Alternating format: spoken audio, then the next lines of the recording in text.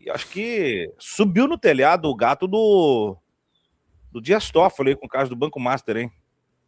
Não tem muito por onde escapar, hein? Vai ter que se dar por impedido, né? Esse caso do Banco Master está muito, muito complexo, né, Suma? Está aparecendo muita coisa aí. E, para mim, uma coisa está evidente nesse negócio do Banco Master aí, né, Suma? E eu acho que o pessoal do nosso campo, acho que a gente tem que partir dessa premissa, né, Suma? Tem muito peixe grande envolvido nessa questão do Banco Master, né? Ela ultrapassa, Suma. Olha como é importante esse negócio do Banco Master. Ela ultrapassa os serviçais graduados dos detentores do poder, né? Que a gente sempre fala aqui que os detentores do poder não é o Hugo Mota, o Arthur Lira, o Alcolumbre, o Pacheco, os deputados de plantão. Esses caras são serviçais graduados. A gente sempre diz aqui que o Michel Temer é o CEO desses poderosos, né? Os poderosos são figuras como o Joesley, esse que está indo lá para a Venezuela e tem conversa direto com Maduro e Adelcy Rodrigues. Não é fácil tu ir para um país assim do nada e conversar com um graduado, com um presidente da República de outro país, né? Joesley Batista é um dos poderosos aí do Brasil, bilionário, né? Não estou dizendo aqui que o Joesley está relacionado com o Banco Master, não apareceu nada ainda por enquanto dele, mas estou só usando ele como uma referência da grande burguesia brasileira, né? Dos grandes detentores do poder no Brasil, que são os bilionários do país, né? Aqueles caras das Americanas ali, né? O Lehman, aquele é um deles, né? Que manda e desmanda na questão da educação brasileira. Então, esses caras aí, eles estão por trás do Banco Master, Suma. Se começar a aprofundar essa investigação mesmo, nós vamos chegar nos serviçais, que é a turma do Centrão, ali no Congresso. Alguns já apareceram, né, Suma? Alguns já apareceram na Carbono Oculto, agora no Banco Master, e estão ali com muito medo do que possa vir pela frente, né? E os poderosos também vão começar a aparecer, Suma. Também vão começar a aparecer. Então, o Toffoli tá assim, tá muito complicada a atuação do Toffoli, ele tá deixando suspeitas, né? Pela falta de transparência, né, Suma? Eu acho que foi contigo que eu conversei outro dia da necessidade do Poder Judiciário ter transparência, né? Por que o Alexandre de Moraes está indo bem aí nessa questão do golpe? Porque ele fez tudo com muita transparência, né? Ele deixou bem claro o que estava acontecendo ali, todas as nuances do golpe, as provas, e foi tomando as decisões com base no que vinha sendo divulgado, né? O Toffoli está fazendo o contrário. O Toffoli está escondendo a investigação. O primeiro passo que ele fez foi avocar esse processo de uma forma, no mínimo, controversa, né, Suma? Porque foi mencionado um parlamentar lá numa conversa. Bom, tá, vamos partir da premissa de que foi legítima. Foi legítimo ele levar para o Supremo para que não fosse anulado depois, né? Mas aí, essa semana ele fez uma confusão, né, Suma? Ele pega e diz que as provas de uma apreensão da Polícia Federal têm que ficar sob a guarda do Supremo.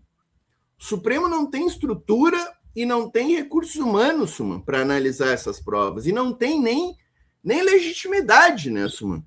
Quem tem que fazer análise das provas colhidas, das provas apreendidas, evidentemente é a Polícia Federal, né, Suma? É a Polícia Federal que tem equipamentos e profissionais capacitados para isso. Aí, tanto a decisão dele foi equivocada que ele volta atrás, determina que o material fique sob a guarda da PGR, né, Ministério Público, né? E depois ele dá uma segunda decisão, autorizando ali 4 peritos, né? Tem o nome ali dos 4 peritos, um é até Luiz Nassif, né? O primeiro perito ali, que diz que esse Luiz Nassif é um crânio, né? Do software. Não é o jornalista. Não é o Luiz Nassif jornalista, é o Luiz Nassif que é chefe do setor lá de perícias da Polícia Federal, né? E diz que esse cara é um crânio, Suma. Ele fez um sistema aí que tu acessa os telefones desligados, né? E consegue vasculhar todo ele. Tu joga uma palavra-chave ali e o sistema esse te traz todo... Por exemplo, tu vai jogar ali Vorcaro e o sistema esse vai te indexar com ementas tudo que tem dentro daquele telefone sobre Vorcaro. Assim. Então, é um desses servidores públicos, Suma. É bom a gente valorizar o servidor público, né? Com essa campanha que a extrema-direita faz contra o serviço público. É um desses servidores públicos crânios que criam software, sabe? Suma, o preço de um software desses olha, Suma, é de 50 milhões para cima, tá? Isso aí é um servidor público que deve ganhar ali 15 mil por mês, 20 mil por mês, que na carreira inteira dele, Suma, ele vai ganhar 5 milhões. Durante toda a carreira dele, ele fez um software de 50 milhões. Então, esse é o serviço público brasileiro que a extrema-direita quer jogar na lixeira, quer dizer que é tudo parasita, sabe? Então, assim, para fechar, né? O Toffoli terminou com essa decisão agora, que eu acho que ainda não é sabe, o material tem que ficar lá na PF, como acontece sempre, Sum. Mas tem possibilidade de vazamento. Bom, toda investigação tem possibilidade de vazamento. Nós temos que achar quem vaza, que realmente prejudica a investigação, os vazamentos, né? Mas não é assim que se resolve a questão do vazamento, né, Sum? Sem dúvida. Aí tem um ponto, Portinho, que é o seguinte, no caso do Toffoli também é aquele ser honesto para ser honesto, né?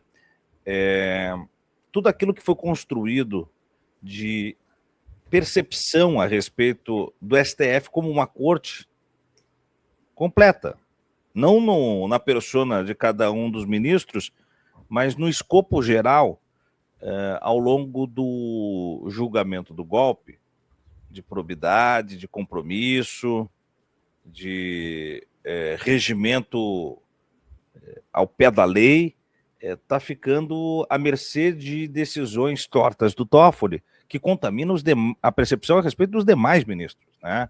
Então, eu fosse os demais ministros, o DCM até subiu uma matéria há pouco, né? Que diz que o atrito entre o Toffoli e a Polícia Federal tem preocupado ministros do STF. Eu estaria muito preocupado, fosse eu, Carmen Lúcia, Alexandre de Moraes, Zanin, Dino, porque está me arrastando para a lama por suas relações, né, por suas tomadas de decisões. Então, eu acho que o melhor para este caso agora seria para o próprio Toffoli também. Se dá por impedido, salva porque senão é o caso derradeiro da carreira dele. Tem carreira pela frente, né? Então, se dá por impedido, depois dessa do Fabiano Zettel, ter negócios com a família do Toffoli, cara, sai da linha de frente, deixa para outro, vida que segue, amanhã é outro dia. Eu acho que isso seria bom para ele, para a corte e para o caso. Com certeza, seria mais prudente, digamos assim, né, Suma?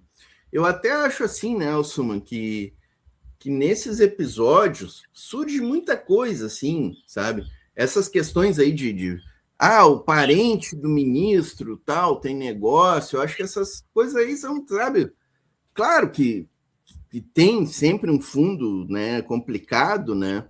Mas o fato do cara ser ministro, né, ele não pode ser responsável pela vida de todos os parentes, né? Complica um pouco essa coisa aí, né? E aí, às vezes também vem... Esses dias eu estava lendo uma notícia e fiquei pensando, mas essa notícia é um absurdo, né, cara? Que era assim, o parente de um ministro tinha dinheiro aplicado lá num fundo desses, do Master, e aí já se cria uma relação, sabe? Um vínculo, como se aquele parente fosse um grande corrupto e alguém dentro do esquema, como o ministro também tivesse culpa no cartório, né? Então, tem também esse jogo aí que a imprensa faz, às vezes, que eu acho bem perigoso, né? Mas, sem dúvida alguma, que o Toffoli se declarando impedido aí, sabe? Eu acho que seria mais mais prudente mesmo, mais... Essa na parentada aí, o Ricardo Nunes tem que explicar a irmã, por exemplo, que foi presa ontem, né? Então, pois é, né?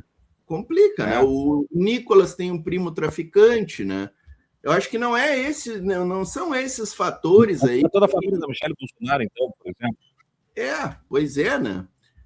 Eu acho que esses fatores aí, claro que são fatores que a grande imprensa explora, né? E eu acho que até está no papel dela, né? Mas eu acho que a gente não pode cair também nesse tipo de análise, né? Eu acho que tem coisas mais importantes para se analisar. O Nicolas, por exemplo, eu nunca falei nessa questão do primo dele ser traficante, sabe? Ele não tem culpa do primo dele, né? Tem coisas bem mais graves que ele próprio fez e faz para a gente incriminar ele, né? E essa questão do Supremo, Juga, do Suma, eu acho assim, né? Que é o que tu falou, que o cara tem que... Como é que é a esposa de César? Tem um ditado assim, né? Tem que parecer mais honesta que... honesta, parecer honesta. Tem uma complicação ali que eu acho dos ministros do Supremo, que é eles terem outros negócios, né, Suma? Terem outras atividades. Isso é incompatível, é completamente incompatível, Suma, com a função de ministro, sabe? Ela é incompatível, Suma, com a minha função, que eu era um reles procuradorzinho michuruca, sabe? Às vezes eu ficava preocupado, Suma, por eu ser presidente de uma associação de pessoas com deficiência, sabe? Eu já ficava meio assim, será que eu posso? Será que eu não posso? E era uma associação sem fins lucrativos que nunca teve contrato com ninguém, sabe? Não pode, Suma. Um servidor público não pode ter outra atividade nesse sentido. Ainda mais um ministro do Supremo, Suma, que não é... Vamos falar a verdade, Suma. O ministro do Supremo, ele é, sim, um servidor público, mas ele é muito mais do que um servidor público. Claro, ele é assim, piramidal da sociedade.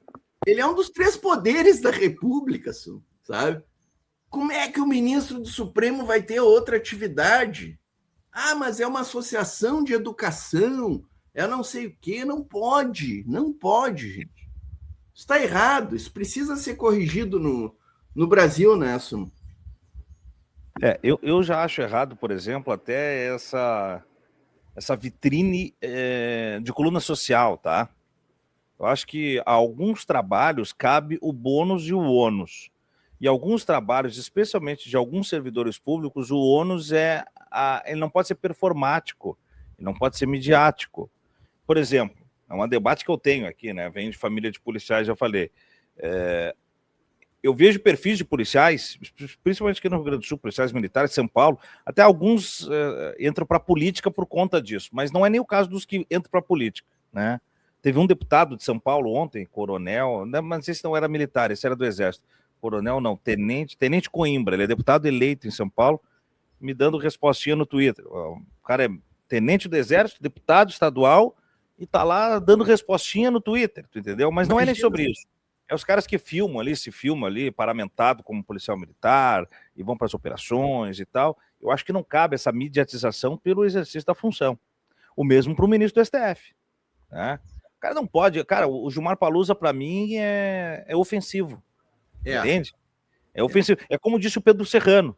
Se o cara vai fazer o Gilmar Palusa... Quer dizer, o Pedro Serrano não citou o nome. Ele disse, vocês sabem de que eu estou falando, né? Mas o Pedro Serrano, a grosso modo, diz, mas tu vai fazer o Gilmar Palusa e tu vai reunir os empresários, e como é que eu vou contar com a tua isonomia depois? Porque eu nunca te vi ir num evento do MST, por exemplo. Entendeu? Eu nunca te vi ir num evento de sindicato. Então, como é que eu vou crer que aquele cara que nunca prestigiou um evento de sindicato, que está lá no Gilmar Palusa com todos os grandes naipes do domínio da relação trabalhistas, na luta de classe do Poder Judiciário não vai privilegiar esses caras. São os caras que financiaram que ele leve uma patota de avião para Portugal fazer uma festinha. Entendeu? É promíscuo, cara, é pornográfico. Aí ele fez um salvo-conduto ainda, o Pedro Serrano, e disse, só tem um ministro até hoje que eu vi ir em eventos de sindicato e do MST. Foi o Lewandowski. Isso antes de ser ministro da Justiça do Lula, quando era ainda ministro da STF. Mas chamou tão atenção que virou notícia. Ministro vai a evento do MST. Como se aquilo sim, né? Tem que ser constrangimento. Mas Claro. o Barroso fazer aniversário do lado do cara do dono do iFood, no momento em que o país luta para que essa empresa esteja regulamentada por respeito a uma massa de trabalhadores, isso não é promíscuo, né? Tá tudo certo. Então, assim, cara, é aquele papo assim que tá virando clichê, mas é real. Né? O cara vem de uma época que você sabia a escalação da seleção brasileira, não sabia que era ministro do STF. Hoje você vive os ministros do STF e não sabe a seleção brasileira. Então, tá tudo muito errado aí, Portinho. Quanto menos o cara badalar e aparecer, melhor, realmente, né? O Alexandre de Moraes, eu acho que ele tem essa característica aí, né? Ele vai, às vezes, em alguns eventos ali que... Foi né, ontem, não sei se você viu. Tipo aquele do SBT, que ele foi convidado ali, né? Mas é um cara que não dá, não entra em tanto... Ele se manifesta mais nos autos, né? A gente tinha esse ditado antigamente que juiz se manifesta nos autos, né? Juiz não fica em Twitter, em rede social, né? Não é. Não é o lugar onde um juiz tem que estar se manifestando, né? E essa realmente, o Gilmar Paluz é um exemplo, né? Assim, é o símbolo, né, Suma, do que a gente está falando aqui, né? Que é verdade. Não pode continuar acontecendo, sem dúvida alguma, né? E talvez isso mude com esse código de conduta sugerido pelo presidente Fachin, mas que parece que não tem pressa, né? Primeiro eles vão começar com juízes, quando eu acho que, né, o exemplo tem que vir do mais alto clero para depois descer, né? Eu não acredito nisso. Depois vai no padre da paróquia, né? Para falar a verdade, Suma, não... Nada contra o Fachin, acho que é legítimo ele fazer essa proposta, mas eu acho que é uma grande bobagem esse código de conduta aí, porque isso aí tudo já tem previsto, sabe? Pois então, parece que é reforçar a regra, né? A gente tem uma Constituição, tem uma lei orgânica da magistratura, assim como a gente tem a lei orgânica lá do integrante do Ministério Público. Eu tinha uma lei orgânica da Advocacia Geral da União, que regulava ali toda a minha conduta funcional e ética, como eu deveria me comportar, o que eu poderia fazer e o que eu não poderia, especialmente o que eu não poderia fazer como procurador. E eles têm também, os magistrados. Isso aí está muito claro. Eu não sei como é que funciona isso, sabe? Como é que pode o Gilmar Mendes ser diretor de uma instituição de educação desse nível que ele é, sabe? Eu não sei como é que pode, porque na lei da magistratura está mais do que claro que não pode. Não precisa o código de conduta. Não precisa. Sabe? A questão, por exemplo, desses encontros que eles participam, isso aí está evidentemente proibido pela lei da magistratura. O magistrado ele pode sim falar com as partes de um processo, mas isso aí tem que ser público e transparente, né? Tem que ser público e transparente. Quando ele fala com alguma das partes, ele tem que receber a outra também do processo ali. Então, assim, é uma relação assim muito promíscua, digamos assim. Esses eventos aí é uma relação promíscua que esses magistrados têm com o empresário. Falando, Portinho, do Gilmar Mendes, ou mesmo esse caso do Toffoli, que foi o ministro indicado pelo Lula, por exemplo, para tirar um pouco também daquela aura, né? Que a palavra no momento está por gíria, né? Fulano está com aura, fulano farmou aura, né? Para tirar essa aura dos ministros que estão sendo fechados assim como os grandes salvaguardadores da democracia. E não é o caso. É o exercício básico da aplicação do livrinho, num caso extremamente grave, que foi o do Bolsonaro e da Patota, e fora isso, as caneladas já se dão no caso do Toffoli. A primeira grande oportunidade que tem para mostrar que há uma coesão, uma coerência, ela já se dissolve. Aí vem Alexandre de Moraes, no caso do Master, ali com situações também críticas. É claro, sim, há uma campanha midiática para drenar a respeitabilidade dos ministros, para corroer a estrutura do poder judiciário, que tem sido o poder mais limitador dos arroubos contra a democracia. tudo aquilo que o Poder Legislativo tem puxado de um lado da corda, o Poder Executivo não tem essa função, muitas vezes, né, fica ali no meio, o Poder Judiciário tem corrigido. Mas é bom acontecer algumas coisas assim, isso que você está falando, para chacoalhar, porque tem fã-clube de ministro aí, o Portinho. O Alexandre de Moraes é um cara que mais dia, menos dia, está dando autógrafo aí. Tu vê que a campanha é midiática, né, dessa grande imprensa, porque eles atacam os ministros em questões aí, em algumas questões, mas questões como essa do Gilmar Palusa, do Barroso fazendo aniversário com o cara da iFood, isso aí vira assim, coluna social e brincadeira entre eles. Gilmar Palusa, virou uma coisa assim, sabe? Como se fosse um evento já tradicional do calendário, sabe? Quando a grande imprensa deveria fazer uma cobrança muito forte para que não acontecesse mais isso aí, esses eventos aí.